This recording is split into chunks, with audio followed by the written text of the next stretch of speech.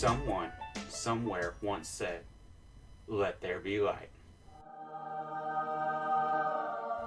Hello, my name is Jason Herring, and today I want to talk to you about light, the unsung hero of visual art.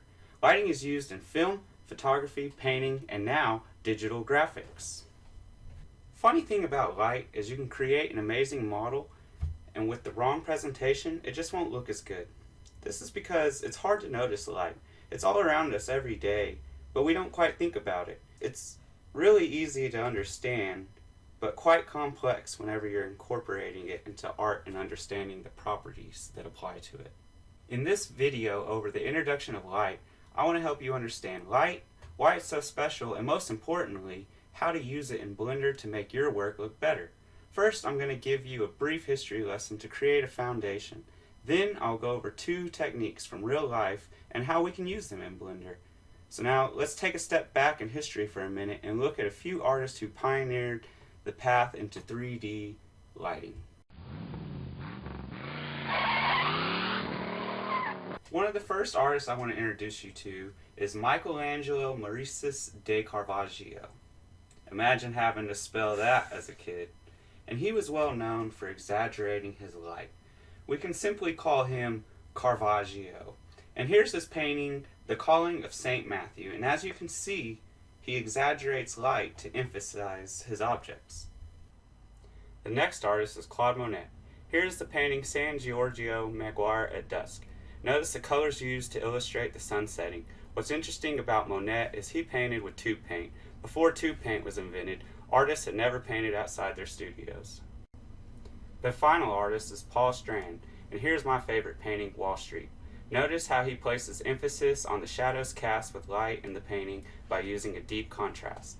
Now that we know a little bit about the history, let's take a look at a few techniques and try to apply them in Blender. 3-point lighting is a long time, tried and true go-to for professionals. It consists of 3 lights from 3 different points, each with a special job to give an object perfect lighting. Our first light is the key light. Next, we have the fill light. And finally, we have the rim or backlight. Key light is the main light. It's usually called the key or primary light source. It's the easiest light to place and tell. Next is the fill light. I consider this the hardest light to notice, and what it does is fill in shadows or soften the light cast. This allows for detail to be clearly seen in dark areas. Finally, there is the rim light or backlight. It's the brightest light, used to outline the object and help stand out from the background. So let's go ahead and look at what I'm talking about. Here's a model with no light. First, I've added just a key light. The next light I add is a fill light, and if you can tell, the back fender is ever so slightly lit up to give us a better definition near the door. And finally, we add the backlight to finish it off. And with that, we are now ready to start our lesson. Welcome to Blender, and now we're going to make our 3-point lighting. So, to begin, let's get rid of our cube. Now, Blender already comes with a default light. Let's press Shift A, and we're going to go down to light, and we're going to add another point light. Press G to grab it, and let's move it up a little. Okay, we can take our original light and press Shift D, and that's going to allow us to duplicate it. So now we should have a total of 3 lights. So to begin, we're going to make our key light. Let's name it the key light, and let's go into our properties. So in the properties, you have a point light, a sunlight, a spotlight, and an area light. They all have their own specific settings and uses. So to start, let's create 100 watts for the key light. So our next light is going to be our fill light. And that light is going to be the least powerful light. So we only want to have it at around 10 watts. And the positioning of our fill light should be below and to the opposite side of the key light. Now, the rim or backlight will be our most powerful light, and that light will be set to 1,000 watts. So now we have all our lights. Let's actually add a plane, scale it, okay, and then I'm going to append a file that I've already worked on into this file so that we can look at what our light looks like.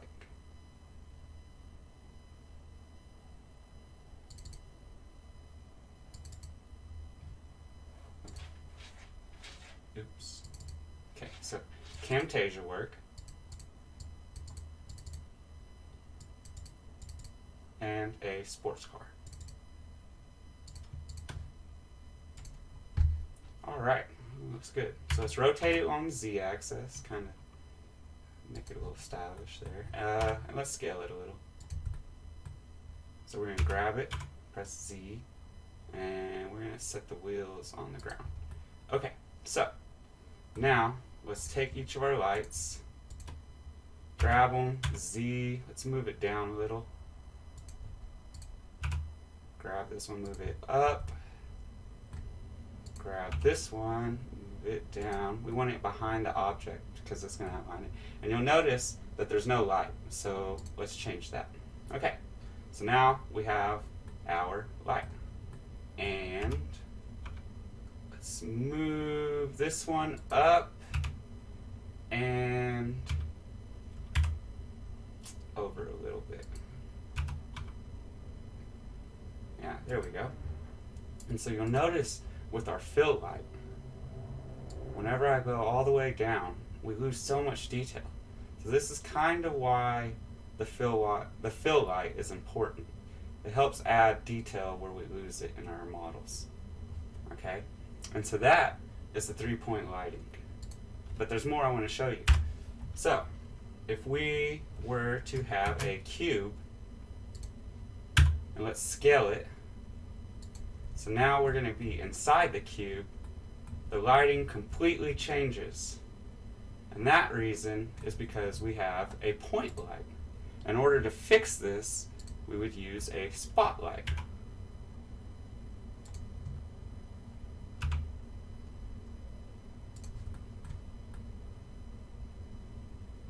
And that way,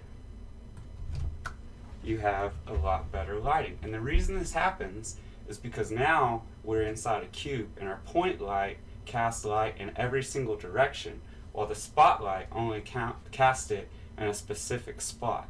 And this is the reason why knowing your different types of light is important in Blender and lighting your scene. So let's get rid of this cube. Let's turn this back to a point light. And I'm actually going to make another cube, scale it. We're going to go into edit mode, and we're going to make a really cool reflector. So let's take these faces, let's delete them.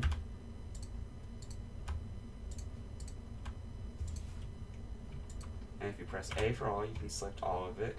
We'll right click it, we'll subdivide it. One more time just to be safe. And now we can add a modifier, a subdivision. And so what happens is our 90-degree angle has now been turned into a nice curve, so we have a base and a background, and we grab this and bring it up, scale it a little, bring it up. You now have a nice little backdrop for your studio that you've made.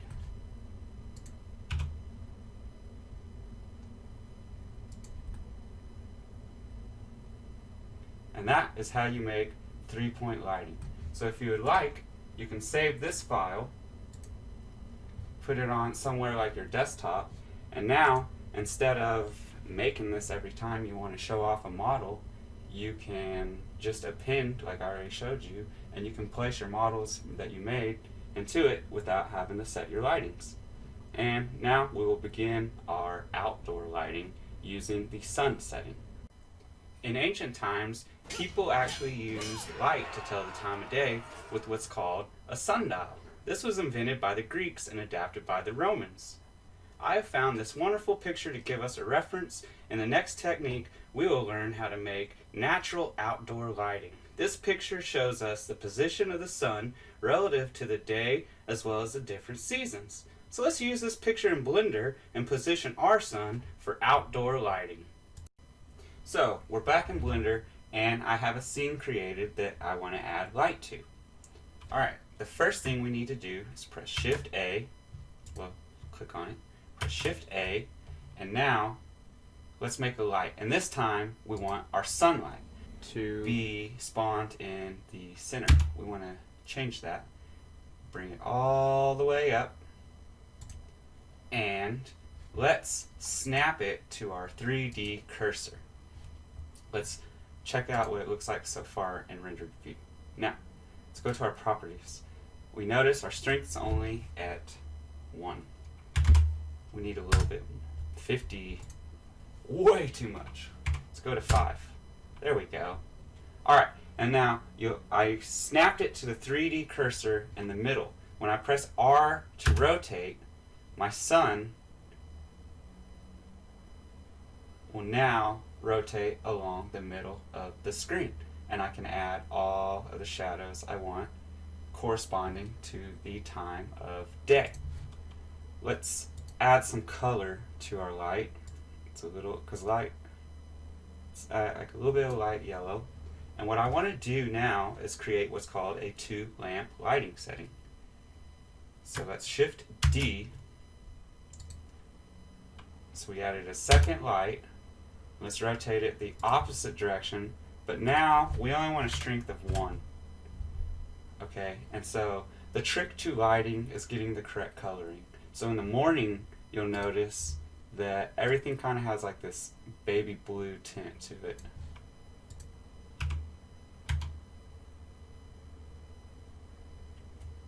And so that would be our morning light. And we'll rotate it to dusk. Let's rotate this one the opposite direction. And now for dusk, let's make it a deep dark orange. And let's give this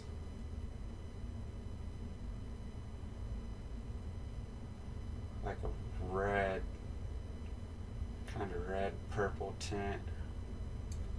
And now you'll notice that we have a more of a dusk-like setting.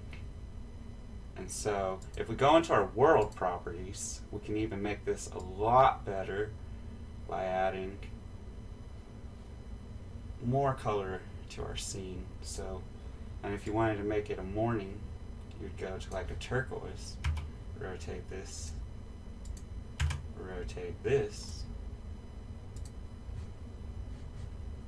back into our light. And so now we want like a baby blue,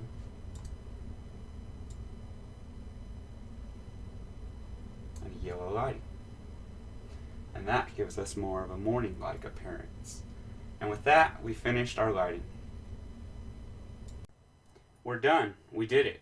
By taking a brief look at art history, we have now successfully incorporated 2 different techniques with light into our 3D art using Blender software. As you can see, light is where art shakes science's hand. So I hope this video has helped improve your presentation and given you a little bit more in-depth knowledge about where these techniques come from. And that concludes the video.